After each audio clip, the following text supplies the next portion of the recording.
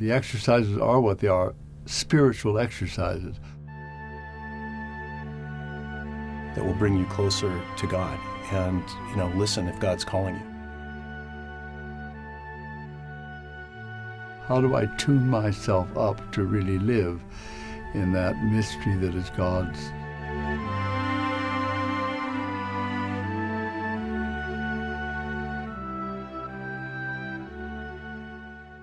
So if Ignatius walked into the room today, I would say thank you. I think I would thank him for his genius. Came to celebrate us and with us for our 30th anniversary. What would Ignatius Loyola say? Based on the exercises, based on St. Ignatius's good wisdom, is the question I ask myself all the time.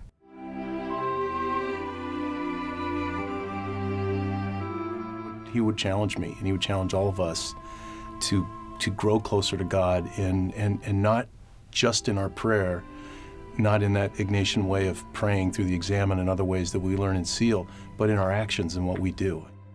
When he came down from that Montserrat to Manresa, and he himself got all caught up with his past and all the brokenness in his own life, and he just really felt paralyzed. And in the midst of that, there was just a moment when he broke through that, and what he really realized, it was not what he was going to be doing for God, kind of that self-centered, but finally breaking out of that self-preoccupation to really realizing that with all my weakness, to surrender into my God and let God do God's thing in me. Any time in the life of the world or the church, it seems that these great spiritual traditions kind of emerge, and certainly did during Ignatius's time. And that is, what is life-giving and what is not life-giving? I think he would challenge us on our actions to demonstrate our love for God and to demonstrate that we see God in all things. I think he'd be excited, and I think he'd say, don't stop. And I think he'd say, keep going deeper. Trust the Spirit.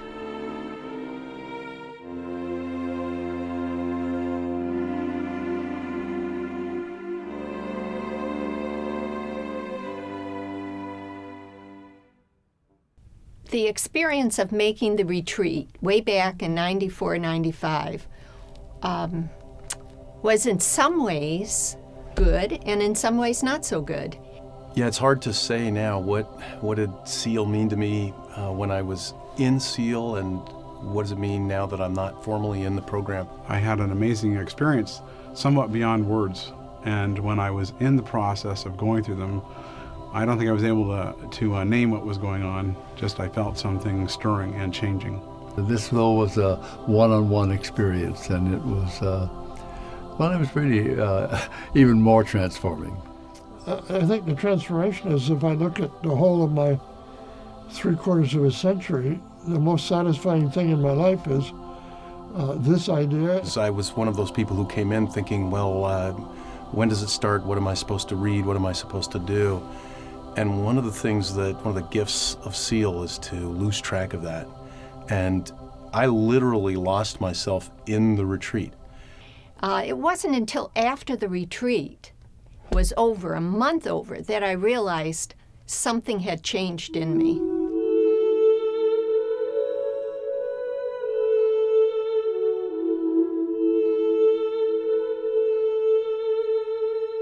The exercises for me have been about transformation over a long period of time. It transformed me by changing the focus of my ministry. For the last 20 years, I acted as a Jesuit priest. I was one of the team that helped direct the spiritual exercise in everyday life. So that was kind of an awakening to a new dimension for me.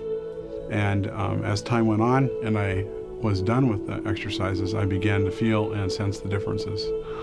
And I think mostly it was in that sense of being profoundly loved by God, and that then offering you the freedom to be about anything you wanted to be about that was good and life-giving and that might change the world.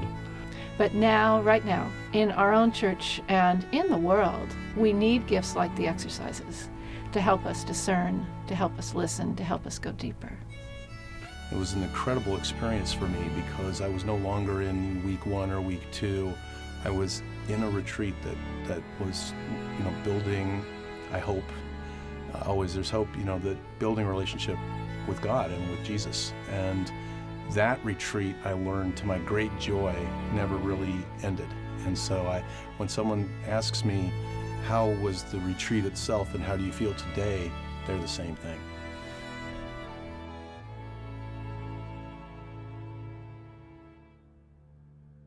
To do the exercises with a group of people where you're all kind of pilgrims together, directors and retreatants.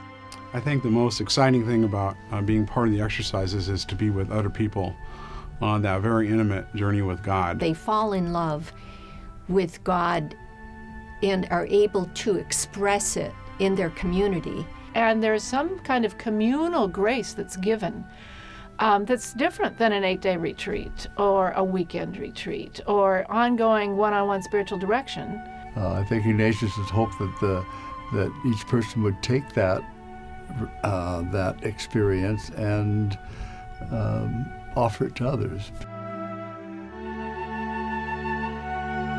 This is a community of seekers, a community of prayers that for 9 months have this chance to be transformed and to kind of be reborn in a whole new way. This is a great, gives me a great hope for what's coming and how we all become involved apostolically in reaching out to others and sharing this wonderful gift.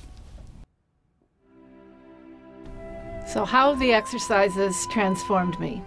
Well, I think they have. I've been doing the exercises since I was in high school. And it was probably when I did SEEL that I was able to focus on my real calling, and I've never left that path since then. The exercises have formed me by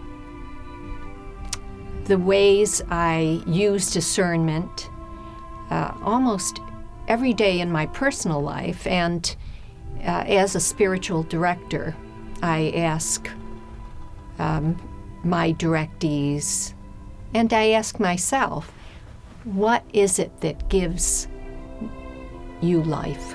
I remember Catherine Dykeman saying to me a long time ago, and it shook me up, was that Jesus came to help us live with the questions and not to give us the answers. And in our world and our church, sometimes that can be not what we've been taught or what we're looking for. And it's made all the difference for me to live into the questions. True north, and also my east and west and south. But it's that inner compass that through the exercises and through the Ignatian kind of prayer, I've been able to kind of keep my balance in a very difficult time and difficult times in the church and in the world.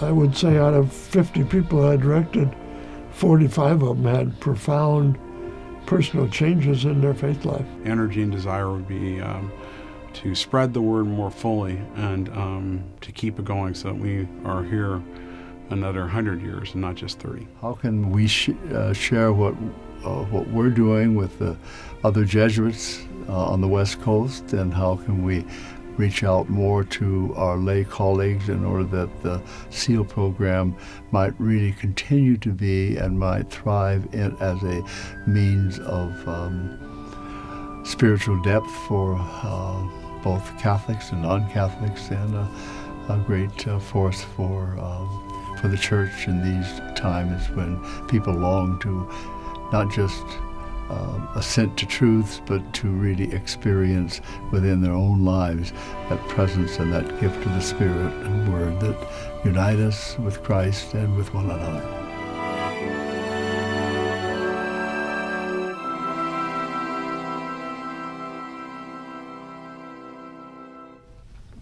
The only thing I would say to close is my own gratitude to God and to Steve Donaldson and Sissy McLean and all the people that have made this program work and continue what Catherine and I began 30 years ago.